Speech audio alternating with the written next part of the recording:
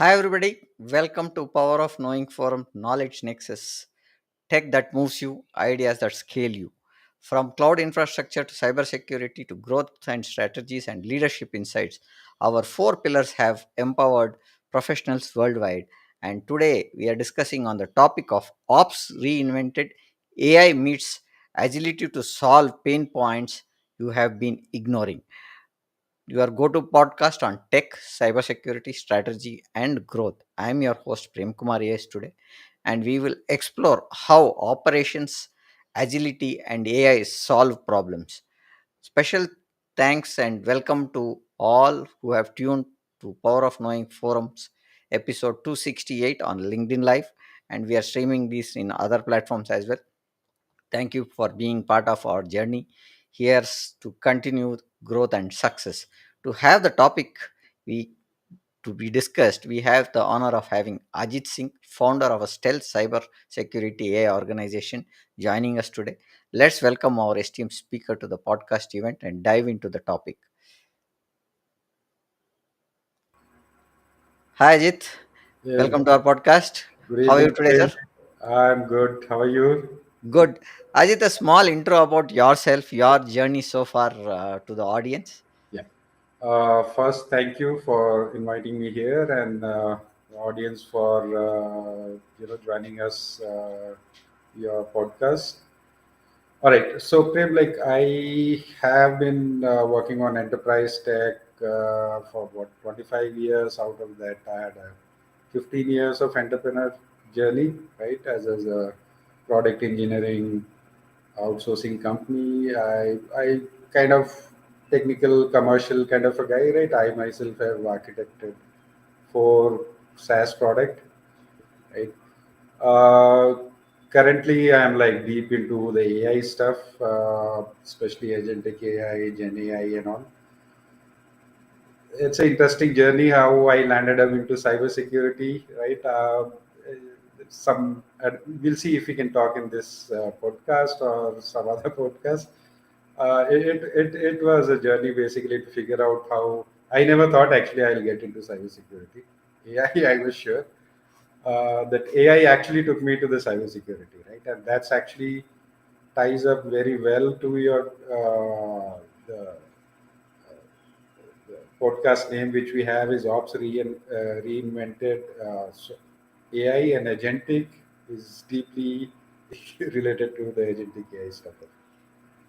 Great, Ajit. So I understand. See, when we started, we did not think about our journey at least. We were known it again. I've been telling this in most of the podcasts. We knew security to be as a network security, then it became information security. Yeah. Now we are talking about cyber security, but the standards and the governing bodies remain the same. Similarly, if you really look at so the best practice are still the same. Yeah. The governing structure is different in stuff what we are doing because we are talking at a global scale where we had an in-prem environment which was more to be protected. Now the infrastructure can scale across globe where we want to spin the servers, and cybersecurity is becoming one of the crucial elements, and operations has been one of the important things to keep the business going, right? So Yeah. starting with why AI driven agility, the missing link, solving long ignored cyber pain points. Okay, so to understand this, let's step back and understand how did we actually even reach the level. Let's look at the pre-AI implementation stage, right? Journey you had initially individual servers, then network, then you got cloud, then you got edge devices, right? The landscape got spread. Then you had edge devices, right? You had IoT and stuff like that, right? Yeah. uh, and for each of the layer you have different kind of product, right? For network you have another one, you have so many types of firewall, you have something for data, you have something for identity, right? The spread is kind of going on, right? Now that creates a little bit of an operational issue, right? In security, one of the biggest thing is not how basically how strong your product is or how strong your system is, right, or process is how fast you can react. You might have best of the system, you might have the strongest firewall, you might have strongest antivirus system, whatever, right? Ransomware. If you delay in reaction, it's over, right? Uh, so if you look at the operations of knock and shock and so many products, by the time those ticketing, incident management, and stuff like that, you, if you would have sat with knock shock team, you know how much time it takes. That Yeah. that time, no organization in the world ever have. And then basically you need an integrated system, right? Like in security, the weakest link is the biggest threat, right? You can put the strongest server on your cloud, on your servers, but what about if a end user who is connected to your enterprise software or something using his mobile, right? That becomes the weakest one, right? Get people opening up email, some links is like most common. Like that's the most lucrative thing for hackers, right? Or as a threat. There are different ways. How do we basically handle increase the response time? Right. There are other aspects of cost and lean operations and all, but primarily, if you keep the cost same, you can't avoid you have to reduce the reaction time. Hmm. You have to do it in a way that which is integrated and a holistic way. You can't say my server is hardened, my and especially when you have concepts like bring your own device from home and VDIs and stuff. Sorry. uh, and that is where basically the AI came into picture, right? Initially, so if you look at some of the typical old cybersecurity product, they had AI. AI is nothing new actually, right? Instead of like they had lot of machine learning driven, then become little intelligent. People said the problem is now everybody is saying it's a AI, right? Little intelligence is also called AI. So It is like the kind of corona style now, because you have flu, it is called corona. And now everything is related to corona. So right, right, similarly, you talk anything on any technology, are you using AI in that to enhance? So yeah. everywhere AI is getting integrated or Right. getting added. Because if you are just doing the analysis, even the machine learning can do, right? The machine Yeah. learning and AI is very different, right? Yeah. The artificial and intelligence, what those two words are very important to understand. Uh, yeah. Uh, so basically, has to come as some kind of when our knock SOC team do, they look at the logs, they look at the system, they have the experience of looking at if something comes right now. That experience has to how you're going to react, what should be done, right? Now, what action should be taken, how you analyze it, right? There is a process to be followed, right? You just can't randomly take because you need to have that audit logs and all, right? How do you kind of replicate all that in a automated workflow? So people tried workflow, right? But workflow again had certain limitation, right? It didn't have that smartness, right? That is where the AI started, AI aspects started coming in, where it can take certain autonomous, not just alerts and notifications, started taking some preventive measures, right? So until unless a product is taking autonomous preventive measures, I will not even say that it is kind of a AI anymore. And when the AI is able to do a specific task of a knock or sock or where human were doing, and that is where I will start seeing that the agentic AI kind of started entering and it started to impact the ops. Earlier, AI was more towards saying notification, alerts, but still there was a human which was actually acting. Right? Even in agentic, till it kind of matured, there is a human in loop, but it is kind of still autonomous, right? Like you do a sampling, so you look at the accuracy rate, and then you see should it be done or not done.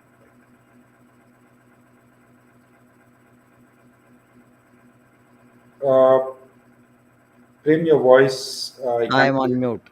Yeah, Yeah. okay.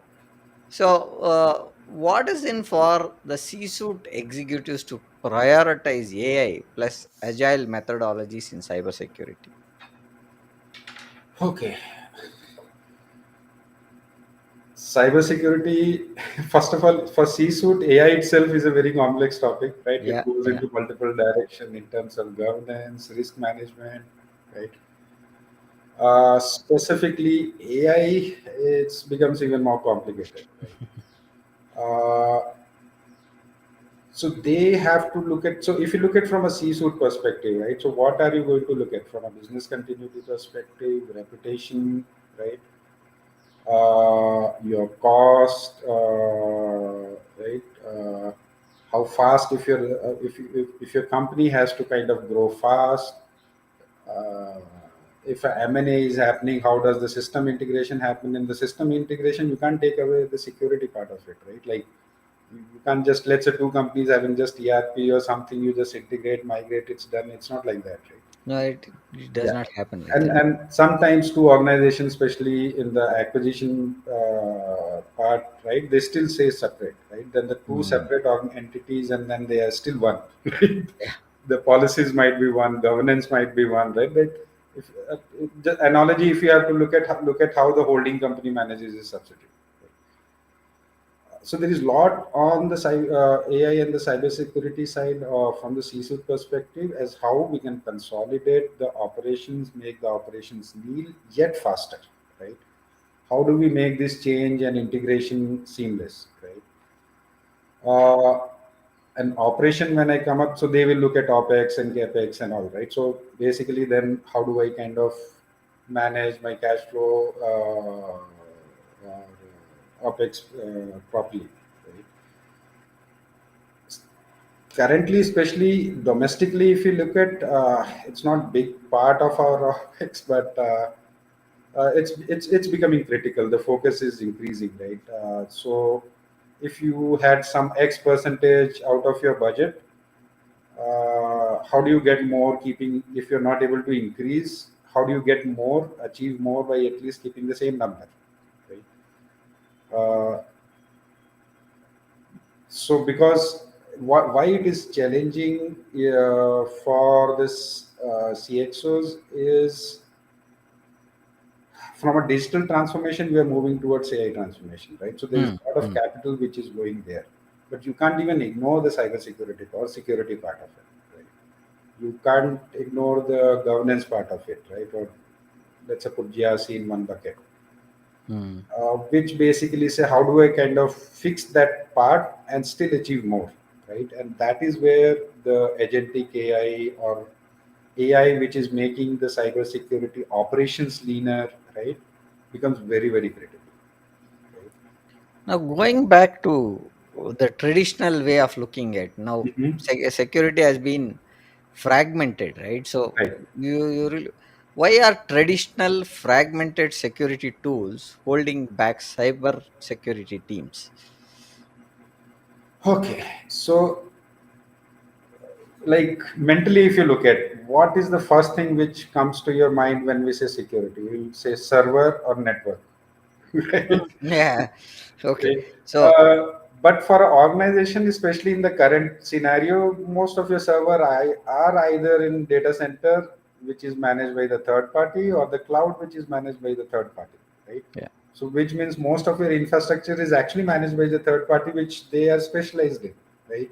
Hmm. So, then what are you worrying about, right? Then basically your office or your building infrastructure, your where developers are working or where workers are working, which laptops they're connecting, right? Your internal LAN, WAN is basically comes to that. Until unless they have some captive data center, which is kind of percentage wise, it's, I'm not saying it's not there, but it has gone drastically low. Uh, that is where, if you look at now, suddenly over last what 10 years, you would have started looking at server network security taking little backstage, and the endpoint security, email security suddenly started, or ransomware, right? Like all this started coming, like this product started getting sold more because most of your infrastructure, a data center was managing, right? So all you had to manage was if you are deploying something on your office premise, your employee's laptop, or where they're operating, is where endpoint security, the data transfer part of it, right, firewall part of it started taking more dominance, right?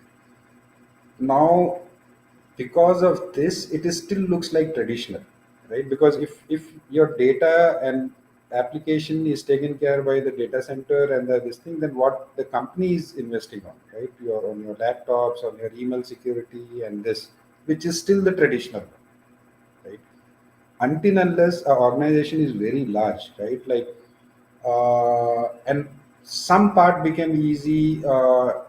If you look at Microsoft Intune infrastructure, right? So your updates over the air updates and all, they are kind of taking care. So the some part of the security is taken care by those people, right? ITSM softwares kind of do all that. So on the name of cybersecurity, a lot of ITSM products, CMDB products kind of got sold actually. Right? They were operations product, but they got sold in the budget of cybersecurity. Right? That is why it is still traditional. We still, and specifically domestically, it's changing, but we still look at cybersecurity as an optional or something. Okay, I have to do, right? It's we. So though we talk about human capital, IP, like all these topics get talked a lot, but where it needs a protection, right, is where we are not spending enough, right? And we are still spending on the infrastructure part of it in the traditional way. It's basically your budget is still same. If you look at any company, if you look at the graph as how the increase in the budget for the cybersecurity infrastructure and the products would have gone up, uh, you can make out. I don't have to say anything there. The graph itself will speak for itself. Minus the inflation, you will know. Sometimes it might actually drop. Prem, you're on mute. Now, what I want to understand from this one is we are talking about AI, Hmm. and we've been talking about reactive work rather than a proactive work, right? So, Right. how do we look at, or what roles does predictive analysis play in a proactive cybersecurity management? So, how do you look at that, Ajit? Okay.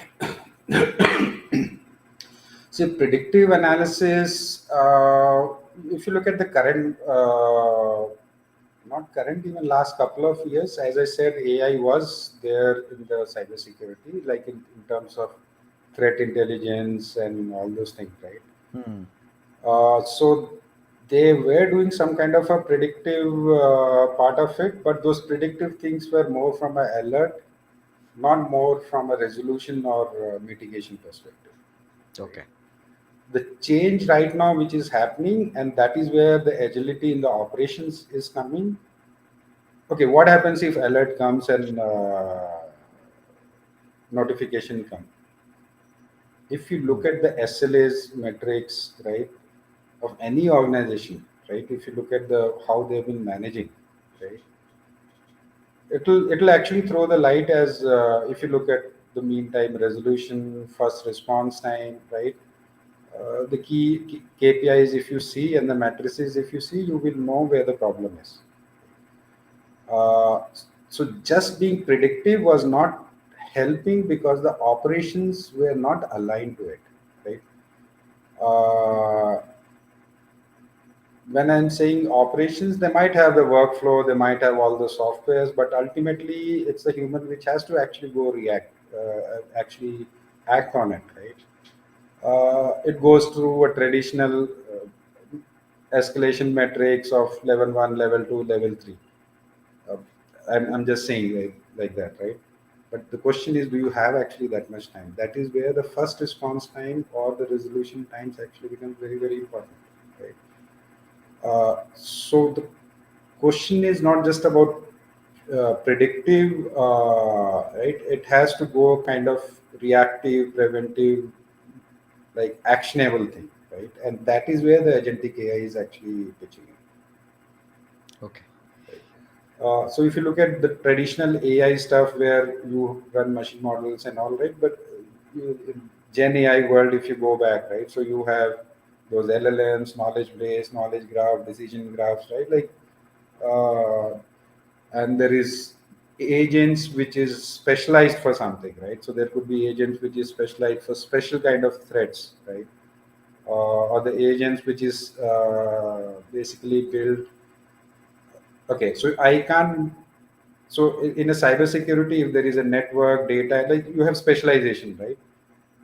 What does the specialization means? Like each of them is coming with the experience and knowledge, which is they know actually. They look at the log and they kind of know it, right? Or they Yeah. look at the alert and data and they know it, right? True. So those initial predictive ones were not that kind of accurate. Like it was not to a level where actually you can say that I can take this action. Hmm. Right? You can get alert, you can get notification. It'll narrow down, right? So if I have a list of 10, it or out of 100, it might say that maybe out of that error or mitigation 1 to 10 you can do, and then basically manually you will do that. There are few automated things. There were automated flows and all, but that automated flows got created for the standard issues, right?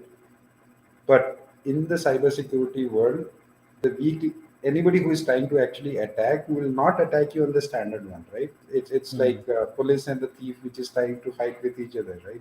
They will never use the same tool because they know if they use the same tool same way, they will get blocked, right? Yeah. That is where the challenge of traditional preventive one not working is there. Hmm. Now, coming to the next point that I want to understand. Now, we've been talking about response time, we've been talking about mean time and stuff like that, right? So, how does AI powered automation improve the incident response time? Because you'll get hundreds and thousands of events coming in, right? When we look at a SOC center. Now, how do we look at an incident response time in an AI driven system? Okay, you think how many requests would be going to Chat GPT throughout the Yeah. world?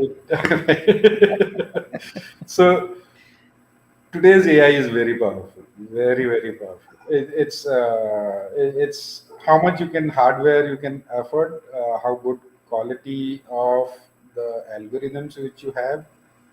Uh, it's not a reaction time issue anymore, right? Like if you go to GPUs and all, and in the coming years, 5, 6, 7 years down the line, when you have quantum computing and all, and something is driven through that, it's going to even get better. But I'm saying even in today's world, AI is very fast. I'm not worried about how large the data could be or how short should be the reaction time. Hmm. I will be like, is the system integrated or not? And is the AI guy has written the right algorithm or not? No, I agree for you. I was not having that. See, I'll take one example is that I was in a conference and Mhm. we were talking about the adoption of cloud. It's quite some time back, and I don't know. I think that was the stupidest question that I think I've made, and I recall it every time. And I asked them, now everything is moved about cloud. Where will the data centers go? Uh-huh. Yeah. So then that guy said, data center still is there, Prem. I said, yeah, right. Then he said, Prem, you are missing the biggest problem. Pointer here, not a problem. Pointer. Data centers will be more because you are going to virtually connect it. Now you used to connect with a single IP for the data center. Now you will use a virtual URL to connect. You don't need to know where the data center is. Yeah, Right? that's where the Earlier you cloud used is to know coming this from. is the data center that I'm connecting and stuff like that. Yeah. So then I said, yeah, right. So cloud doesn't mean that it is somewhere there. It is virtually available. But if you really look at, we are going through the internet and then connecting to the server. That's the only difference that we are doing. Otherwise, from an office directory, you had a virtual tunnel, or you had a peer-to-peer network that used to be there to connect to that data center. Yeah. Now it is not the case, right? You get an URL, you get a login, and this one, based on your role, you are able to log in, whether it is Azure, AWS, or GCP. So when this was an edge computing conference that I was part of, Mhm. and we were discussing about this, and then this pointer came out. Say, now how do we look at? That's where the whole structure of accessibility is coming up, or what you're saying is the incident response. Also, if I have an incident, how quickly that is happening, because we are all virtually connected, and the latency is very low, right? So when we connect to any server currently, what or why are businesses failing to integrate AI effectively into their cybersecurity strategies? Because Okay. uh, there are two pieces, right? One is AI, again, which has to get integrated. The other is cybersecurity. So both getting into a common this one, how is it playing when it looks at the strategy level? I will answer a little differently, and there are different reasons for it. Okay. Uh, there is, there could be, there is a reliability issue in the sense we are little skeptical about the reliability of the AI. Like, can we actually depend on that, right? We still Mm. trust human more than the machine. Yeah. Yeah. And let me give you an example. Simple, let's say, how many companies would have completely automated HR operation using the AI, which is where, right? Like, if you're not doing there, you will be more even, like, if you're not trusting it there, right? Like, Mm. trusting it on the security side becomes even more difficult. Yeah. Right? Right. If I'm not able to trust AI, that okay, instead of my HR team actually looking into all the CV shortlist, the trend is going up, but still that happens, right? Yeah. Yeah. I'm not even expecting them to say that okay, put AI in the cybersecurity. Right? If I Hmm. look at that trend, right? If I take out the first response time, right? They every the leadership is or the IT team is kind of forced to do there, even if their confidence level is less because they don't have any other option than if they have to reduce the response time. Hmm. Uh, but what they are forgetting is AI in the security, right? If you look at AWS as well, it is there for years now. It is proven. If you look at inside the Cisco, it will be there. There are a lot of products which is there. So it's just a mental blockage, and that mental blockage get kind of associated if you add that, oh, I have to change the system, I have to spend more. But that's a myth. Actually, Hmm. you start integrating the AI, your cost of ops and integration will actually reduce, right? They're Yeah. just not taking up that journey. Like see, sometimes what happens when something is working, you don't want to touch. Yeah, that's a tendency, that because it, if you touch it and it breaks somewhere, and we don't have the luxury to fix it immediately. So that's the point that we take. Okay, there is other aspect. You can't. So we, even if we implement AI, we will go in phases, right? Hmm. Now let's come back to who is going to manage the. Let's stick to the cybersecurity part of it. So if we build get the AI in the cybersecurity, look at the traditional skill set of North and South. Hmm. What education skill set they come up, what background they come up with, right? Uh, so if it is about using some alert and all is different, right? Uh, Maintaining the AI system is itself is a different challenge, right? It's not like traditional CI/CD systems, right? True. Or it's not the same way you're going to apply the patch, right? Instead of patch, you have to keep on updating the model, maintaining the model versions, right? Or if you have outsourced to a third party, it's again it's a different story, right? Now, which means you need to come up with the change management process from skill set to the whole how you're going to manage your whole IT department itself. So there is a cost, there is fear of reliability, there is a fear of change, and then you have to rebuild, right? So if we all know from a cost perspective, salary perspective, what how much does it cost from the knocks of kind of a team, right? If something is available, okay, so if let's say if I get a driver for 10,000 rupees, why I'm going to buy a Tesla? True. You're getting what I'm saying, Yeah, I'm getting what you're right? saying. But what they're not realizing is when you have the Tesla, you basically you can be at your office. It's about increasing your productivity, right? It's increasing your options, right? It's going to help. So right now, whoever is not doing it, taking it as a optional, it will not be optional anymore, and the cost is kind of dropping Yeah, yeah, drastically, right? 4 or 5 years down the line, if you would have seen the cost of any AI solution versus today, it's unbelievable, right? yeah, Uh, there are a lot of startups coming up with a lot of good AI based products, which is not that expensive. Quality is good, right? So that landscape is changing. We have to just little bit wait more, and it's more of a mental block, I will say, and fear more than the reality. Actually, AI would help to get the security, right? There are AI systems which is actually managing the AI security itself. yeah. And why can't it actually manage uh, even a small enterprise? True. What would be the top three outcomes enterprises can expect from AI powered agile cybersecurity operations? Because now we are talking more of AI driven operations, right? So, Mhm. how do we look at this outcomes, Ajit? Okay, when you get into AI, right? So if you have to replace certain systems, right? Uh, Actually, AI will help you to reduce your vendor lockings actually, Hmm. because when a AI company builds or a AI product is built, right? They are built in a way that it is kind of taking a lot of scenarios from different products, right? Hmm.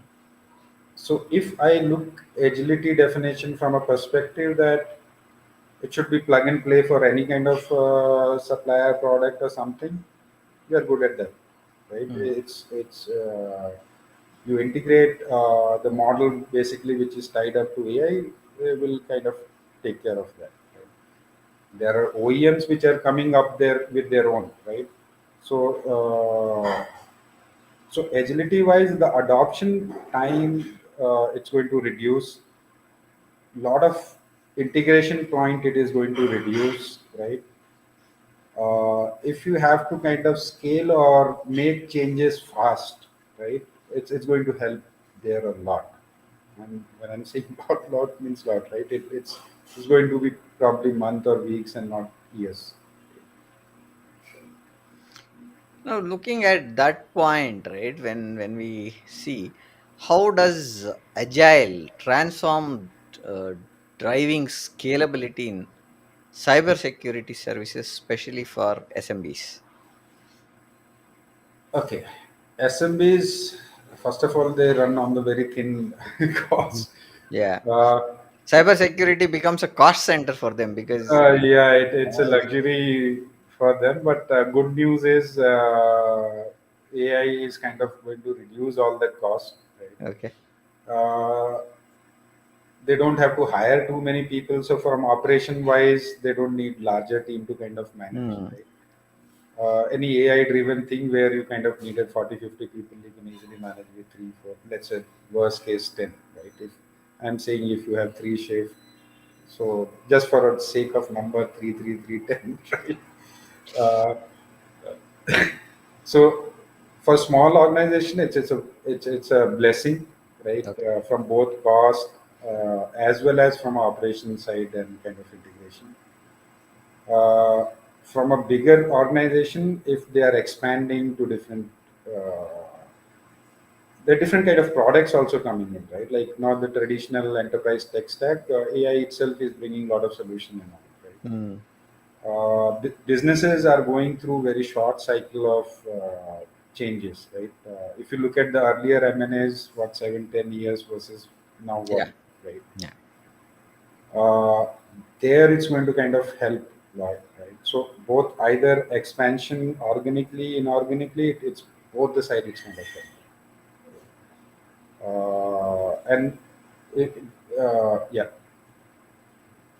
Yeah, so, is that something, or something was there in your mind from an agility perspective, or did I go Yeah, wrong? I got the pointer because where we are talking about small this one organizations. I think Yeah. that's where we are talking. The solutions are Small available. organization, it's a blessing play. Like, Yeah, it's very soon you wait for a year or two, they will have a similar grade of cybersecurity solution a big company will have.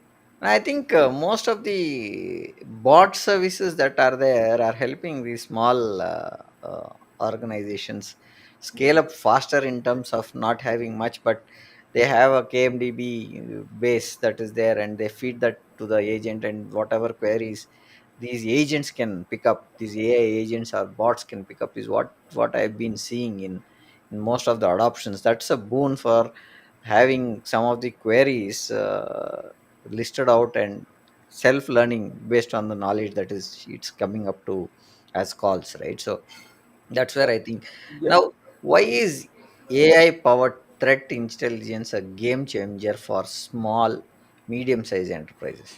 Actually, before I answer this question, Kim, let me actually stick to SMB and SME. Can you just give me a second? I think there is a background noise. One second. Yeah.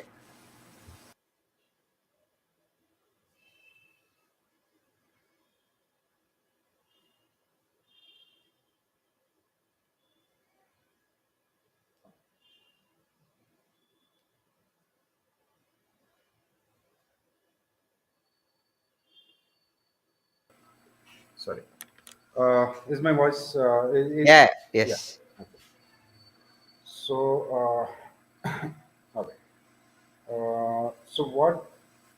See, all our answers basically. I had a blind spot actually, and you will kind of understand where I was coming from. When we were looking at SMB and SMEs, we were still kind of keeping a hat of a software company or something IT company, right? But that's in especially in SMB and SME, it's mostly on the other side. It's on the manufacturing. Actually, that's the topic we never actually took it up. Right? We kind of roughly like we mentioned IoT and stuff, but we kind of skipped rest of the thing. So on the SMB, if this cybersecurity is not, it's a chain, right? Like how we talk about the supply chain, there is a chain effect, right? Hmm. If you look at, there are some product which are doing scoring and rating across the chain, right? So which means all your vendors, suppliers, because you don't know the threats will enter from where, Hmm. right? I might have secured, but my supplier would have not, right? Yeah. Or let's say I'm an aerospace company, I have given some components to be built to some SMB or SME. It could be a small, very small component, but then it's over there, right? Uh, that ecosystem for SMBs, that's very important when you're talking about cybersecurity, is not just securing. The companies has to change, or the leadership also has to change the mindset. Is they should not just look at what is there in their organization, as but also kind of enforcing the whole chain, right? Hmm. Towards your supplier or vendors, or right, or you have to actually look at it in a holistic way, because the threat can enter from any side, so you have to block. Yeah. Yeah. And that's where focusing on SMB there becomes very, very important, right? So, especially domestically, if you look at the kind of industrial growth we are having, and the focus or the attention SMBs are giving, that's hardly not there. That is where I kind of a big believer as how people judge cybersecurity market today. It's many times more of that. There is True. a hidden passive. Yeah. Even the market research guys actually don't even consider them as a market. Okay. There are a lot of things that we were talking in one of our previous podcasts, and We are talking about how do we integrate the vendor systems to the existing enterprise. So the vendor may be a small guy, as was what we're talking about, but how do we enforce the policies an enterprise is looking, and how do you bring the vendor in such a way that he follows the norms and the policies and the practices that cybersecurity has for an enterprise class, right? So that becomes a very crucial point when we bring a vendor into the ecosystem, right, Ajit?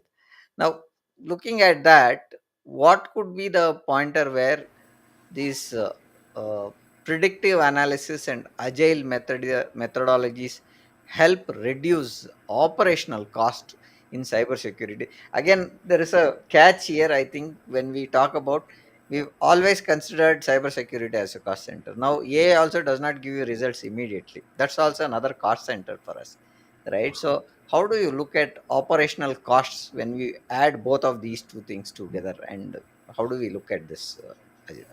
Okay, so again, I will say again, it's a mindset issue, right? Okay.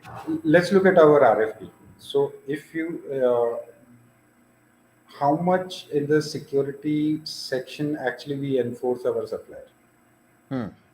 right? We basically look at, okay, you cut the cost there, right? It's like cutting the corners, right? That so it's not that even supplier doesn't want to do. They run on such a short margin that wherever they can, if we enforce, right? If you say no, this is a mandatory, supplier will do it. But if nobody tells, nobody enforces them, why will they put actually that extra cost, right? When we start getting into the agentic part of it or the AI part of it, uh, if you look at the two ends, right, of the supplier and where the integration point is, the threat intelligence becomes much more powerful, right? Or it's much more easy to manage using the AI than the traditional one. Actually, there are other ways, right? Like if there are products which has agents which can be deployed on their system, actually you can enforce that, right? But that would depend if they have too many customers. There are different challenges. You can only say, okay, these are my standards. These are the audit which is has to happen, right? And otherwise, you cannot be my supplier or vendor, right? That kind of steps has to go. There are companies who are doing scoring and rating at a whole chain supply chain system. If you look at UpGuard and companies like that, right? So there is a focus. So those companies are like Google for the scoring. Right. I'm It's coming seeing. to the next point. Mhm. Now, DevOps is one place that we need to look at while we look at bringing of the servers, right? How does Agile DevOps integrate enhancing security without slowing down the innovation? Because too many things you add, the innovation part goes up because the pointers are more to be looked at from a security angle. So, your Uh, take on that? Actually, that's not true. Let's not call it DevOps. There is already DevSecOps, Mm, right, which is integrated with your DevOps. right, Okay. right. Uh, how many teams and companies are actually adopting it? So DevSecOps, there is some part which is with the development team. So I'm kind of coming from a context of IT company, right? So if you look at that, the chain as how the DevSecOps is kind of defined, right? It's kind of one fourth or less than one fourth is on the dev side, but integration is with the IT team, right? Hmm. So it's not just the developer; it's also going to testing team, right? Hmm. There are tools which are available, right? Uh, we're not using it. That's all. It's not that the tools are not there. It's not that they're too expensive. We're just not doing it. Hmm. Okay. So what we are saying is the adoption is less. The tools are available, right? In a So sense. I don't know. It's awareness issue or it. So because DevSecOps can be automated. Hmm. So it can't slow you down, right? But yes, it can slow you down if you want to do a release or a patch bypassing the security, right? Yeah. Because morning if you say, evening if I want to release, in that kind of scenario, that if you implement a DevSecOps, your build is not going to happen.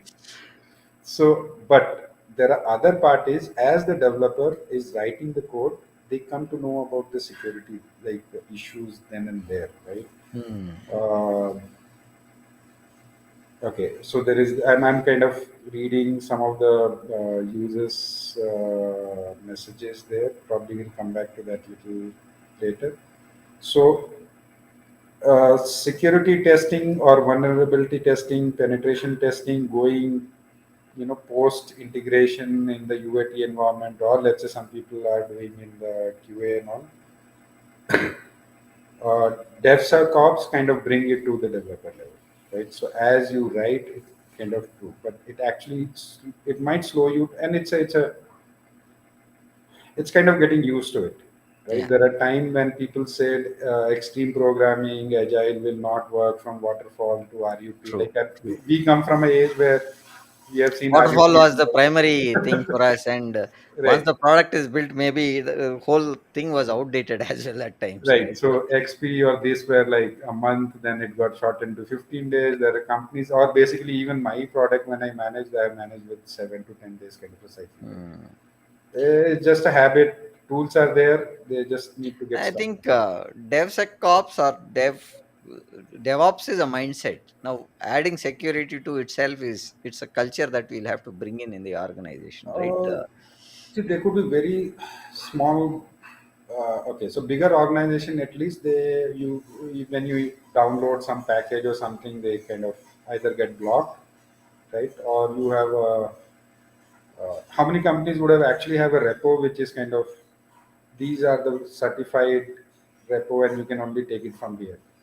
I Hmm. I will not say much about it. We both Yeah, know, yeah, I get you. I had been in that situation where we right? had to create a repo for every package or the application that we are using and see if there are no bugs on it. And I've been in that Yeah, situation. but you came from a bugs perspective, right? Not from a security perspective. Security, Now right? that's where the DevSecOps comes, right? So as you kind of write code, so every package, everything which you write, any library kind of you use, any protocol you use, right? How the data is flowing, it gets checked while you are in a dev environment. Right? Hmm. So there is lot you have actually handled it earlier, and slowly it becomes a habit. That mindset change, right? And uh, okay, go back 10, 15 years back, QA was having the similar kind of attention. Yeah, But nowadays, we kind of look at, if you look at any agile team out of 10, we say two has to be tested, right? We never used to have that kind of focus 15, 20 years back. It's a similar journey we will go actually on the security space. security. Yeah. Now, how do or why should cybersecurity OEMs embrace modular AI-powered solutions for faster product rollouts? Okay. First of all, they they're forced to do it. Otherwise, the way, okay, so look at the product life cycle, look at the product innovation growth and the cycle, right? If some company is not coming up with changes fast enough, they'll be out of market very soon, right? Hmm. If you build a system where you are able to improve fast, you are unsaid it goes into the modular part. So uh, that is one. Second is it actually opens up different business model or the revenue model, right? My product might have 20 features. Let's say SMB, he doesn't, they don't have, they can't pay much, so they can at least pay for five of them. If I don't have that modular structure, I cannot actually even monetize or get into that revenue model. Hmm. True. So Uh, both ways. It's a right, right. cycle of innovation and also kind of tapping into the market where you can actually uh, Prem, I have to get my charger's battery is low. Uh, how much time Yeah, we have more? we have another 10 minutes to go. Another Uh, 3 questions to go. all right. Let me see. I have 7 minutes. Okay. Yeah. So, the next question that I wanted to look at is we are talking about operations, right? Mhm. How do we reduce the reliance of L2 and L3 support teams? That's one thing they wanted to understand. Sorry. Uh, why I laughed is if you look at the power of AI, I don't know if any of those can survive from a Okay. capability perspective. Okay. That's yes. So L3 definitely will not be there. Sorry, L1, L2 definitely will not be there. Like even if you look at the current situation, right, and the one which is, even if you look at how the data center itself is managing, or AWS or Azure is managing, those many number of servers, a large thing, uh, they're so automated that what you're talking about L1, L2 is actually already gone. Hmm. It's just not gone on the non-cloud, non-data center side, but other side it's kind of Hmm. almost kind of. The other places it will, again I'm saying, before we actually remove that part, right, you have to actually first streamline the ITL and the GRC system first, right? Otherwise your audit is going to fail. Now Yeah. that is again where the AI will come into the picture, because that agency is going to behave exactly in the same flow for the same role with the same audit trail, right? And much faster way, right? So your change management, your incident management, everything for L1, L2, L3, it's going to kind of streamline a lot.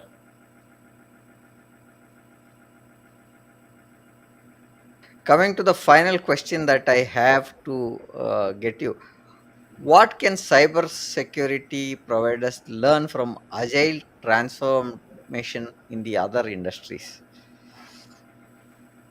They're already learning. They're late to the party, but so the fact you said that they are coming up with a modular and smaller and different like optional features is kind of, they're already on their journey, right?